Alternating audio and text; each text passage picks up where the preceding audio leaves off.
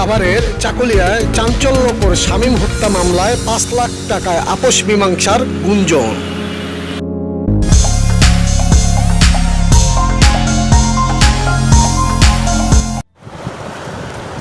শামীম আহমেদ পেশায় একজন গাড়ি চালক, এক সন্তান ও স্ত্রী নিয়ে ভালোই দিন কাটছিল তাদের। হঠাৎ শামীমের নাম্বারে অপরিচিত এক ফোন আসে। তার সাথে যোগাযোগ হয় এক নারীর, নাম রিঙ্কু। প্রায় সময় ফোনে তাদের যোগাযোগ হয় শামীমের। কখনো বুঝে উঠতে পারেনি শামীম যে এই নারী দ্বারা হানিটেপের মাধ্যমে বড় ক্ষতির সাধন হতে পারে। সুযোগ সন্ধানী রিঙ্কু ও ছিলেন বিবাহিত, তার স্বামীও প্রবাসে। সেই সুযোগকে কাজে লাগিয়ে প্রেমের ফাঁদে ফেলে চেষ্টা করেন শামীমকে। এ ঘটনায় শামীমের স্ত্রী মিম জানতে পারে রিঙ্কুর কাছ থেকে সরে আসার চেষ্টা করলেই বাধে বিপত্তি।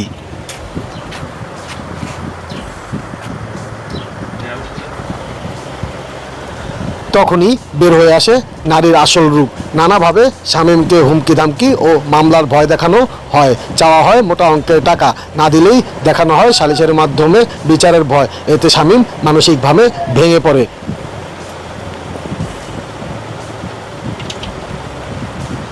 কোনো কিছুই বুঝে ওঠার আগেই রিঙ্কু দলবল নিয়ে গত ২৩শে এপ্রিল চাকুলিয়া সংনিকটে শামীমের বসতবাড়িতে প্রবেশ করে একা পেয়ে বেধড়কভাবে মারধর করে শামীমকে। এতে গুরুতর রক্তাক্ত জখম হয় শামীম। ছেলেটা ভালোই ছিল, আমরা ১০ বছর এখানে আসছি, ছেলের কোনো খারাপ কোনো সুন্দর দেখিনি।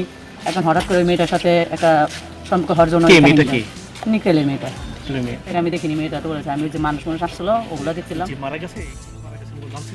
হ্যাঁ, ও তো পাশে হাতটা ছিল, পাশে মারা গেছে। পরে শামীম লোকলজ্জার ভয়ে রাগে ক্ষোভে আত্মহত্যার পথ বেছে নেয়। তবে আত্মহত্যা নয়, হত্যা করেছে বলে দাবি করেছেন ভুক্তভোগী পরিবার। ৬ বছরের শিশু মাহবুব হারায় তার পিতাকে, আর মিম হারায় তার স্বামীকে। এই ঘটনায় সাভার মডেল থানায় ছেলেকে আত্মহত্যার প্ররোচনায় একটি মামলা করে বিপাকে পড়েছেন বাবুল মিয়া। আসামিদের গ্রেপ্তার না হওয়ায় ভয়ভীতি আর আতঙ্কের মাঝেই দিন পার করছে পরিবারটি। মামলা তুলে নেওয়ার জন্য আসামির পক্ষ নানাভাবে হুমকি ধামকি, ভয়ভীতি ও আপোষ করার জন্য স্থানীয় রাজনৈতিক নেতা ও সাবেক চেয়ারম্যানের মাধ্যমে চাপ প্রয়োগ করছে বলে অভিযোগ উঠেছে।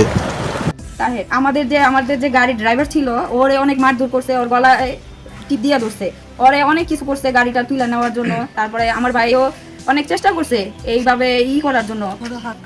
ওর হাতে চারটা সেলাই হয়েছে, এমন ভাবে হাতটা কাটছে। এখন কি ওরাই আঘাত করছে না আমার ভাইয়ের কিছু হয়েছে, এটা আর কি বলার আর কি, মানে ওর কাছ থেকে জানার আমরা সময় পাই নাই। তার আগে এই ঘটনাটা হলো।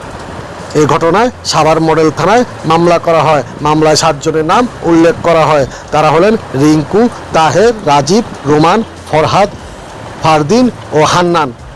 অজ্ঞাত আরও ৭-৮ জনকে বাদী করা হয়, যার মামলা নাম্বার ৭৯৭। আমাদের এখন এরকম কোনো মনস্থিরতা নাই। আমরা মামলা আপোষে চাই না। ওনারাই বারবার, ওনারা তার ওই দিন থেকে আসা শুরু করছে, ওনারাই বারবার আসতেছে। কারা কারা আসছিল একটু নামগুলো? নাম হলো ওই তাহের, ওরা লোকজন পাঠাইতেছে, ওরা তো আসতেছে না, ওরা অন্যদের মাধ্যমে আমাদের বাসায় পাঠাইতেছে। কেন আসছে? কেন ওনারা মীমাংসা করতে চায়, এত টাকার বিনিময়ে ওনারা মীমাংসা। টাকা কত? অ্যামাউন্ট কত? ওনারা ৫ লাখ টাকার বিনিময়ে মীমাংসা করতে চায়। আপনারা কি? আমি তো বলছি আমি কোনো মীমাংসাই চাই না, আমি বিচার চাই। আমার স্বামী হত্যা, আমি বিচার চাই। হ্যারাস করছে, ডিপ্রেশনে পাঠাইছে। এটার মূল দায়িত্ব ওই মেয়েটা যদি চাইতো ওর সংসারটা বাঁচাইতে পারতো, আর আমার ভাইকেও দুনিয়াতে বাঁচার জন্য অনেক কিছু করতে পারতো। এই যে সন্তানটা আজকে পিতা হারা হয়েছে, আমি আজকে ভাই হারা হয়েছি, আমার ভাইয়ের বউটা স্বামী হারা হয়েছে, এই দায়িত্ব কে নিব? মামলা হওয়ার পরেও থেকে রেহাই নেই বাদীর পরিবারকে। মৃত শামীমের স্ত্রীকে বিভিন্নভাবে চাপ প্রয়োগ করা হচ্ছে বলে মামলা তুলে নেওয়ার জন্য বিভিন্নভাবে দেওয়া হচ্ছে লোভ। অর্থের লোভ দেখিয়ে জড়িতরা পার পেয়ে যাওয়ার চেষ্টা করছে। এই ঘটনায় জড়িত রয়েছে সাবেক চেয়ারম্যান সোহেল রহমান, তাহের, আখিল, রনি, তানজিল ও জুলকু সহ স্থানীয় কয়েকজন। বিভিন্নভাবে মামলা আপোষ করার জন্য হুমকি দিয়ে আসছে বলে অভিযোগ রয়েছে।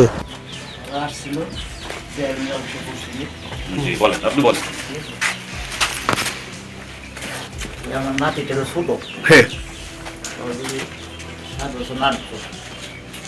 গ্রামবাসী বলে যে রাতের 4টা বছর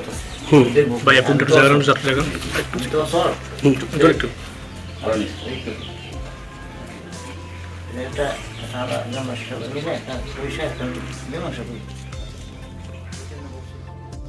সময় নিউজ ডেস্ক, ঢাকা।